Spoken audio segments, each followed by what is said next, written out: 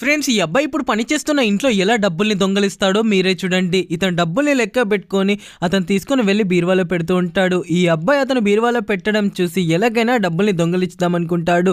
రేయ్, ఈ కీ నీ దగ్గర పెట్టుకో, నేను ఆఫీస్కి వెళ్ళొచ్చేసరికి చీకటి పడుతుంది, నువ్వు సాయంత్రం ఇంటికి వచ్చి తొందరగా ఇల్లు క్లీన్ చేసి వెళ్ళరా అని చెప్తాడు. అతను బయలుదేరి ఆఫీస్కి వెళ్ళేదాకా అక్కడే వెయిట్ చేసి వెళ్ళిపోగానే లాక్ ఓపెన్ చేసి అతను మెల్లిగా ఇంట్లోకి వెళ్తాడు. తొందరలో పడి కార్ కీస్ ఇంట్లోనే మర్చిపోయినట్టున్నానని తిరిగి మళ్ళీ ఇంటికి వెళ్ళేసరికి ఆ అబ్బాయి అయితే ఇంట్లో నుంచి బయటికి రావడం చూస్తాడు. వీడెందుకు ఇప్పుడు లాక్ ఓపెన్ చేశాడు, ఎందుకని లాక్ ఓపెన్ చేసావురా, నీ వెనకాల ఉంది ఏంటి అని చెప్పి అంటే ఏమీ లేదు సార్ అని చెప్తూ ఉంటే మర్యాదగా ఇస్తావా లేదా అని ఓపెన్ చేసి చూస్తే అందులో రోటీ ఉంటుంది.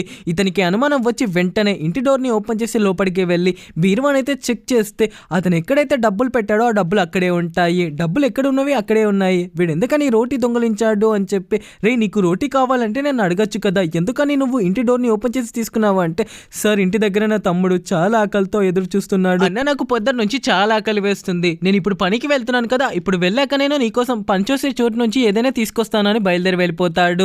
అయితే ఉసేద్ ఎక్కడున్నావు, సార్ ఇదిగోండి వస్తున్నాను, ఇదిగో ఈ బాక్స్ తీసుకుని వెళ్ళి వంట రూమ్లో పెట్టేసే అని చెప్తాడు. అది ఓపెన్ చేసి చూస్తే అందులో రోటీ కనిపించడంతో మెల్లిగా అతను తీసుకొచ్చిన కవర్లోనైతే ఆ రోటీస్ అన్నిటిని వేసుకుంటాడు. ఇదైతే నేను దాచుకుంటాను, సార్ చూస్తే మళ్ళీ నన్ను కోప్పడతాడు అని చెప్పి భయంతో అతను దాచుకుంటాడు. అతను వెళ్ళిపోవడం చూసి వెంటనే లాక్ ఓపెన్ చేసి, ఇలా తీసుకున్నాను సార్, కానీ నేను మీకు దొరికిపోయాను, నన్ను క్షమించండి సార్, ఇంకెప్పుడు చేయని ఇలా అంటే, రే నువ్వు ఇలా చేస్తావని నేను అనట్లేదు, నేను వదిలేసిన ఈ ఒక్క రోటీ పక్కవారి ఆకలిని తీర్చుతుంది అంటే అలాంటి రోటీలు ఎన్నైనా నేను మీకు ఇస్తాను, ఇదిగో ఈ డబ్బుల్ని తీసుకుని వెళ్ళి తమ్ముడికి ఏదైనా తినిపించు అని చెప్తాడు. ధన్యవాదాలు సార్, నేను మీ మేలు ఎప్పటికీ మర్చిపోలేనని చెప్తుంటాడు. ఈ వీడియో నచ్చితే ప్లీజ్ సబ్స్క్రైబ్ చేసి, మీరు ఆకలితో ఉన్నారంటే మీకోసం ఎంతైనా సరే ఖర్చు పెట్టే వాళ్ళని ఏమిటో కామెంట్ చేయండి. For more video subscribe.